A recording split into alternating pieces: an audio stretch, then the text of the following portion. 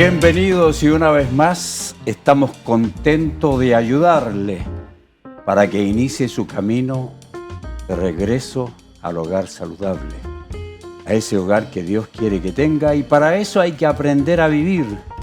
Tristemente no muchos saben cómo hacerlo, pero es el deber de todo ministro de la palabra enseñar a las personas a vivir, también aceptar el momento cuando Dios dice, vas a morir. Bienvenidos a De Regreso al Hogar junto a mi querido amigo, el pastor. Justo que vine, estaba mentalizado para decir, ¿cómo estás, David? ¡Aleluya! Voy avanzando. Muy bien, así me gusta. Voy avanzando, mi querido pastor, que me cuesta eso. Es que siendo mi pastor por tantos años, mi mentor, trabajar acá juntos y decir de repente, David, me siento como insolente. Acepto su insolencia. Sí. Muy bien. Gracias a todos por estar nuevamente con nosotros en nuestro programa de Regreso al Hogar. Quiero recordarles un poquito que visite nuestras redes sociales. Ahí estamos en Facebook, YouTube, Instagram, enlace Chile Televisión. Puede buscar ahí, están los programas también, y busque también las redes sociales del Pastor David. Ahí está mi querido pastor en Facebook, Instagram. Sí, señor. www.davidormachea.org es mi página donde puede encontrar allí un devocional diario, escrito y hablado. Y puede también encontrar conferencias.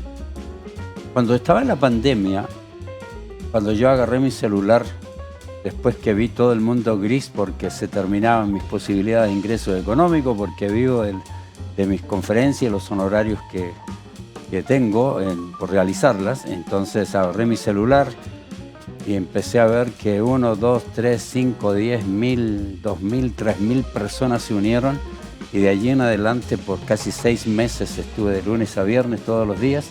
Eso construyó un nexo de ayuda para las personas. Entonces tenemos una congregación que es Principios Congregación Online todos los días jueves y domingos a las 10 de la noche hora de Chile, 5 de la hora de California, y tenemos también con ese devocional diario, y es muy completo, le va a ayudar a las personas, y también tenemos muchas conferencias para atrás. Así que búsquennos en Facebook, YouTube, suscríbase en nuestros canales y tendrá la posibilidad de lo que estamos haciendo, es decir, ofrecerle una ayuda, así como tenemos un WhatsApp que puede ayudar a las personas, que pueden escribirnos y hacer sus preguntas, comentarios, y podemos servir. Más 569-425-521-89. A mí también me puede buscar en las redes sociales, ahí estoy. Pastor José Bravo, Instagram, José Bravo, Facebook y TikTok, Consejos de Familia. Así me llamo en TikTok. ¿Así? Consejos de Familia. Si quiere algún día insultar a alguien, escríbale a él. Estoy ahí, estoy listo. Yo ya estoy acostumbrado, así que no se preocupen. Muy bien, mis queridos amigos. Hoy hablaremos de un tema que es realmente contingente. Cada vez que aparece ahí en las redes sociales alguien hablando de esto, las redes sociales arden. Así que vamos a hablar de la eutanasia. Así que vamos a ver el caso del día, mi querido pastor. Excelente, vamos juntos a ver este caso.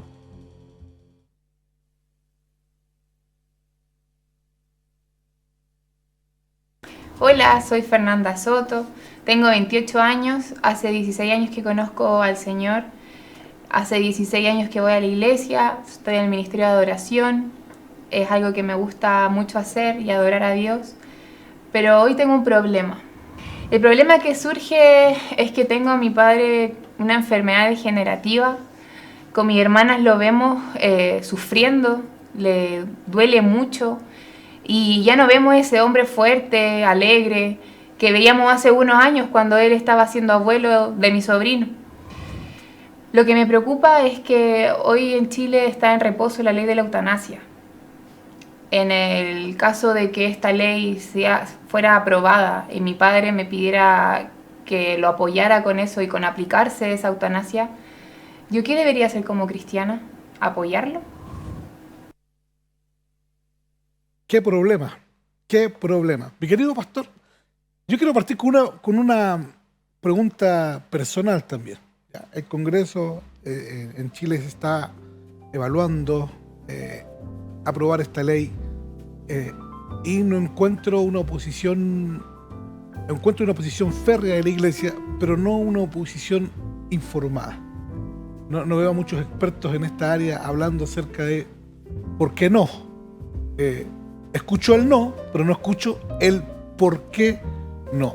¿Cómo debiéramos enfrentar los cristianos este tipo de situaciones, pastor? ¿Debemos prolongar la vida a toda costa? O sea, una persona que quiere morir, que lo está pasando mal, su salud está mal, conectado a máquinas, ¿debemos prolongar la vida a toda costa? Ya, lo bíblico en cualquier aspecto, trátese de la llegada de la vida, el inicio de la vida o el término de la vida, lo bíblico es que todo sea el proceso natural. No hay ninguna otra explicación bíblica que no sea esa. Nosotros vivimos hoy en una cultura de la muerte, que incluye pues el aborto. Estamos en los Estados Unidos, ya personas están diciendo, era sorprendente escuchar a uno de los gobernadores hace un tiempo atrás que le preguntaron si estaban tratando de hacer un aborto y el niño nace vivo, ¿qué tendría que hacer entonces la madre y el médico? Entonces el gobernador demócrata, como siempre, ¿cierto? Demócrata, izquierdista, liberal moral. Entonces él dice, bueno, lo que hay que hacer es poner al niño bien acomodadito, bien calientito. No sé para qué, porque su respuesta final es terrible, pero hay que acomodar al niño que esté bien calientito. Y luego dice entonces, los padres y el médico deciden si vive o no. Es decir, es un infanticidio. Porque en realidad lo habían determinado desde antes. Ya. Solo que les falló el plan. Ya, pero ahora ya nació el niño. Y es un infanticidio. Y luego tú tienes también pues, el otro caso, que ahora quieren el aborto. Porque esto nunca se detiene. Esto de, no, queremos solo el aborto en caso de peligro de muerte de la mujer. Un momentito, en la gran mayoría de los casos la mujer no está en peligro de muerte, sobre todo con todo el avance de la ciencia en nuestros días. Es muy raro que una mujer esté en peligro de muerte. De hecho, los abortos muy pocos ocurren en esos casos. Luego le van agregando, ¿y qué pasa si es una violación? ¿Y por qué no por lo menos en el primer mes? ¿Y por qué no en el tercero? Y entonces ahora ya llegaron a que el aborto pueda ocurrir hasta el último día del embarazo. Impresionante, es decir, el niño está a punto de nacer y pueden meterle ácido para envenenarlo o pueden descuartizarlo. Entonces, vivimos en una cultura de la muerte. Todo lo que tenga que ver con los gustos, los deseos, los anhelos, las pasiones de las personas, eso es lo que tiene que ser escuchado. Para el mundo liberal moral, para los ateos, para los izquierdistas, humanistas, secularistas, no existe el mal. Entonces, de aquí vamos a partir con esto.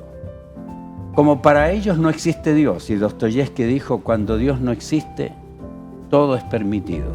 Así que eliminamos la moral absoluta, dejamos que el hombre decida, y el hombre no va a decidir en base a solo la información que tiene, sino a cómo se siente.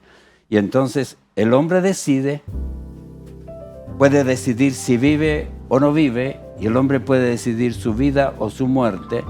Entonces todo esto queda a expensas de la persona. ¿Por qué? No, vamos a Génesis. En Génesis, el autor de la vida le dice a Adán y Eva, entre paréntesis, por si acaso alguno no sabe, hombre y mujer, ¿cierto? Dios le dice, señores, ustedes son mi creación, tienen mi imagen y mi semejanza. Y la vida depende de esto, de los principios del Creador. Y Satanás le dice, con que Dios les dijo a ustedes que ustedes no podían comer de ese árbol, los engañó. Lo que pasa es que ustedes van a poder, aquí viene toda la parte, ¿cierto?, teológica del asunto. Lo que pasa es que Dios no quiere que ustedes sean como Él y que tengan la capacidad de decidir lo bueno y lo malo. Y allí parte todo. Es decir, hoy, en la mentalidad humanista, progresista, el hombre tiene el derecho a decidir si vive el bebé en el vientre de la madre, y allí dicen, la madre tiene el poder de decidir sobre su propio cuerpo. No es su propio cuerpo, son cromosomas distintos, son células distintas, es otro ser. Pero entonces, ¿con que Dios os dijo que no pueden ustedes decidir? No, la verdad es que ahora no existe pecado, no existe maldad, nacemos buenos, ¿cierto? Esa es la premisa de ello, nacemos buenos, por lo tanto, el hombre decide lo que quiere hacer, con su cuerpo, con su vida, con la muerte. Entonces, todo depende de la decisión del individuo. Y eso es lo que en este momento está reinando en el corazón de las personas. Usted habló acerca de una moral absoluta, ¿cierto? Que lo que promueve todo este sistema es que no exista una moral absoluta. ¿Cómo funciona una moral relativa? ¿Cómo los hermanos pueden identificar, o los cristianos pueden identificar cuando su moralidad no está siendo absoluta, sino que se está relativizando un poco? El mundo que no cree en Dios y en la existencia de un ser supremo, ¿cierto?, elimina toda determinación que vaya sobre su mente. Para nosotros existe un Dios, es absoluto, nuestras decisiones sobre matrimonio, sobre relaciones sexuales prematrimoniales, sobre vida, todo dependen de los principios divinos. Para la persona que no cree en Dios, no cree en la maldad, no cree en el pecado, cree que nacemos buenos, entonces todo depende de la decisión del individuo. Mi decisión depende de mí, tu decisión depende de ti, eso es una decisión relativa. Aquí está el problema, que hay cristianos con una mentalidad relativista. Y el cristiano que tiene una mentalidad relativista es aquel que no se basa en los principios de la palabra de Dios para tomar sus determinaciones, sino que todo depende de una ética situacional o una ética personal o una ética de conveniencia. Y eso no es parte del cristianismo. En el cristianismo es sí o no, Dios lo dice.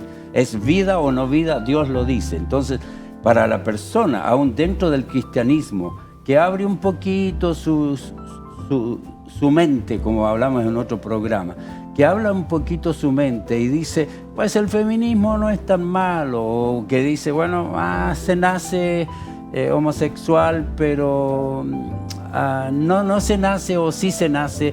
Sodoma y Gomorra no fue un castigo divino por el homosexualismo, sino por la falta de hospitalidad. Es decir, las personas comienzan a relativizar aún dentro del cristianismo porque no se sujetan a Dios. Y con eso abren puertas. Con eso abren puertas para sus elecciones personales. ¿Es la primera puerta, pastor? ¿Es una de las primeras el relativismo en la vida de una familia cristiana cuando los padres abren una pequeña puerta, esto no es tan malo, o los hijos intentan entrar de alguna manera relativizando algo? ¿Es la primera puerta a un mundo peligroso?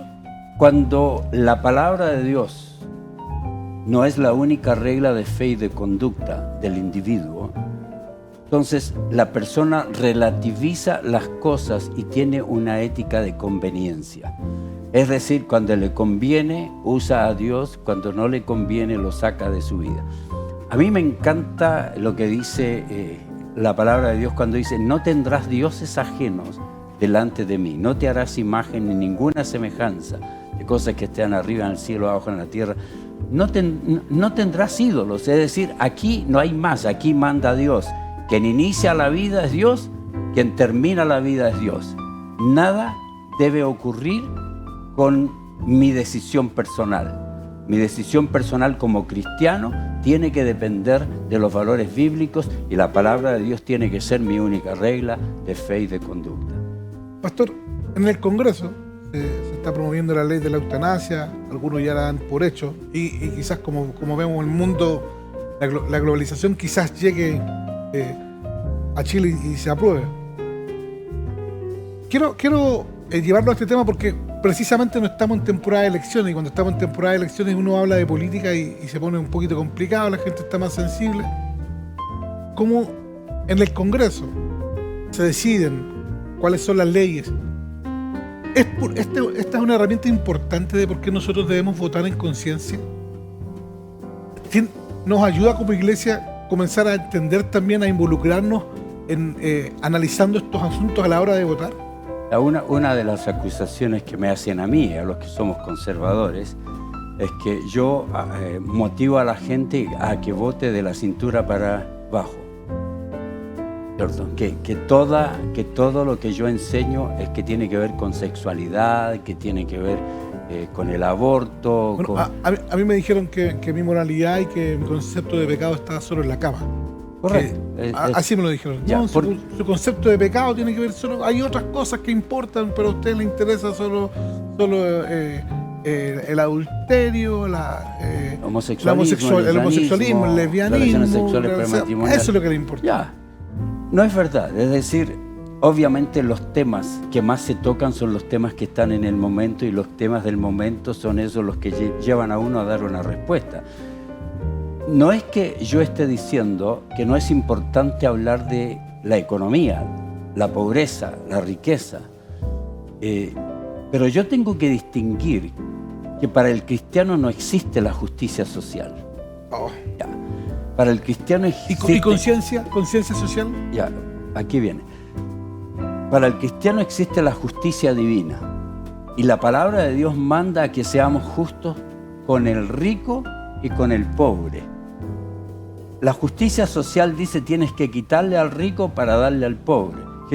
Dios dice, la justicia es si el rico ganó su dinero, ese es su problema. Lo que él hace, eso es lo que va a ser juzgado delante de Dios. Pero yo no tengo el deber de repartir riqueza que no me pertenece. Entonces la justicia social de la gente le lleva a pensar que el cristianismo tiene que ver con ayudar a los pobres y no preocuparse tanto de la cintura para abajo, que no preocuparse tanto de la cama. Aquí viene el problema.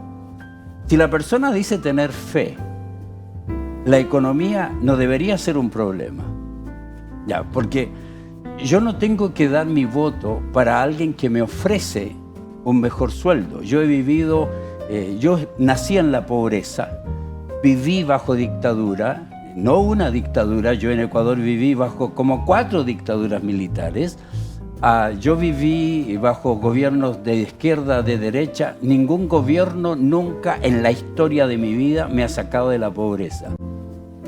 Lo que me sacó de la pobreza es la justicia divina, son los valores divinos, el aplicar la verdad. Por lo tanto, la parte económica es importante, pero no es trascendental en la vida de un cristiano, porque si el cristiano administra bien su dinero, ¿cierto? Trabaja responsablemente, ahorra apropiadamente, invierte sabiamente, gasta mesuradamente, ese cristiano va a progresar y no por la canasta de alimento que le ofrezcan. Por lo tanto, me importa a mí que el individuo salga de la pobreza, pero salga de la pobreza aplicando los valores, no esperando en un gobierno. Pero lo que yo no puedo es entregarle a un gobierno que decida aspectos que tienen que ver con el aborto, ¿cierto? O con la eutanasia. ¿Por qué? Porque entonces yo estoy cediendo esos valores morales al gobierno. En la economía no importa. En la economía yo voy a progresar si soy un hijo de Dios, pero si yo voto a favor de un individuo abortista que cree en la eutanasia, que cree en el matrimonio homosexual, yo estoy siendo cómplice del individuo que está aprobando esas leyes a costa de vender mi primogenitura por una canasta de alimentos. Claro, porque finalmente, pastor, cuando tocamos estos temas en temporada de elecciones, la gente... pero nos estamos tocando en una temporada que no es de elecciones. Ya, estamos en un ambiente aparentemente neutro políticamente, y sí importa entonces que nos informemos acerca de esto cuando vamos a votar. Es relevante para nosotros, es relevante que nos preocupemos de qué está promoviendo el candidato, de cuál es su tendencia filosófica, si es creyente o no creyente. ¿Son importantes esas cosas? ¿Son importantes para la elección de nosotros, los creyentes? Son esenciales porque la manera en que nosotros establecemos nuestro sistema de pensamiento tenemos que proyectarlo en la sociedad. Nuestro papel no es cambiar la sociedad, nuestro papel es nosotros representar nuestros valores en la sociedad, sea que la sociedad cambie o no. Ya. Entonces, nosotros representamos nuestros valores. Si la sociedad cambia a favor de eso, excelente. Vivimos en una democracia, pero nosotros tenemos que cumplir con nuestros deberes. Por lo tanto, en esto de la eutanasia, para Dios, Dios es el único encargado del inicio de la vida y del término de la vida. Ese es el principio bíblico más importante. Ya, pastor, pero mire, la pregunta ¿es el suicidio un pecado imperdonable? Y por otro lado la hermana tiene al papá. El papá está esperando que la ley salga promulgada para optar y pedir, en este caso, la eutanasia. ¿Cómo actúo como hijo si mi papá lo quiere? Mi papá no cristiano lo quiere. Yo, hijo cristiano, estoy en contra. ¿Cómo se decide? ¿Bajo qué criterio se decide? ¿Bajo mi criterio o bajo el criterio de mi papá? Partimos del concepto de sujeción, ¿cierto? Yo estoy sujeto a mi padre, pero sujeto a todo lo legal, a todo lo moral y a todo lo bíblico. Si mi padre en cualquier área de la vida quiere tomar una determinación, aunque sea de su propia vida, que quiere morir y que yo lo asista, ¿cierto? ¿Qué tal si yo lo asisto en el suicidio? ¿Qué tal si me dice, hijo, anda a comprarme, a mí no me venden una pistola, anda a comprármela tú? Ya, yo lo asisto en el suicidio o lo asisto en la eutanasia. Mis principios morales me indican que yo no debo asistir a nadie en ninguna situación que vaya en contra de la ética bíblica, la moral bíblica, aunque esté aprobado por la ley, ¿cierto? Partimos de esa base. Entonces, el cristiano que se opone a aquello está diciendo yo cumplo con mis deberes. Ahora, por ejemplo, si él toma esa decisión ya, y él lo realiza, esa es su vida, pero nadie debe asistirlo en eso. El otro lado de la moneda es, ¿qué pasa? A mí me pregunta, pastor, ¿usted qué haría, dice, con sus restos? Su última voluntad, ¿cierto? Bueno, aunque yo decida que yo quiero morir si estoy enfermo gravemente y que por favor me ayuden, el cristiano no debe asistirme en eso, porque aunque sea mi voluntad, yo no debo llevar a cabo la voluntad de otro cuando implica elementos que para mi moral son pecaminosos. En mi caso, por ejemplo, yo digo, a mí si quieren incinerarme, yo prefiero que me incineren. ¿Por qué? Porque no tengo para qué gastar más dinero, poner una carga más grande, prefiero tener mi voluntad y decir, si yo muero me incineran, es más baratito y ni siquiera que le den la caja o si le dan la cajita soplen las cenizas y que se desparramen por todas partes. Entonces la gente me dice, pero pastor, ¿y cuando venga Cristo? ¿Cómo va a resucitar? ¿Cómo va a resucitar? Bueno, a mí me encantó lo que tú le dices a las personas que se hacen tantos arreglos. ¿Cómo es que arreglos en...? Claro, cuando se ponen filtros en la fotografía, les digo, hermana, no se pongan tantos filtros en sus fotografías que cuando venga Cristo no la va a reconocer. Es lo mismo para mí. Es decir, si yo estoy en cenizas, ¿qué? El Dios que me creó de la nada no puede levantarme, sí puede levantarme. Por lo tanto, todavía de las cenizas, como hasta lo cantamos. Absolutamente. Vamos a la otra parte, el suicidio, ¿cierto? En esto, en el asunto del suicidio, uno tiene que analizar cada circunstancia. Para mí no existe un pecado imperdonable. Okay. El único pecado imperdonable es la blasfemia contra el Espíritu Santo, que en mi concepto bíblico no puede cometer un creyente. La blasfemia solo la comete un no creyente. Específicamente la enseñanza de la blasfemia del Espíritu Santo era para aquellos que le dijeron a Cristo que Él estaba realizando milagros por Belcebú, que era hijo de Satanás, que no era el Hijo de Dios, que no era el Mesías, y ese pecado no tuvo perdón. De allí en adelante, el hecho de que una persona diga, por ejemplo, o este está hablando en lenguas. Y no, ese es un loco. Esa no es una blasfemia contra el Espíritu Santo. Ya. Entonces, para mí, la blasfemia contra el Espíritu Santo ya se cometió. No es un pecado que se vuelve a repetir. Por lo tanto, no existe pecado imperdonable. Si la persona cometió un suicidio, tengo que ver algunas cosas, razones. Algunas personas cometen suicidio porque están en un terrible estado depresivo.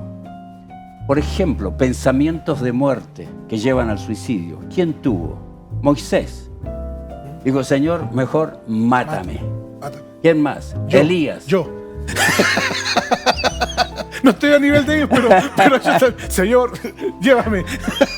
Elías. Señor, no quiero más. Solo yo he quedado, mejor. Jonás.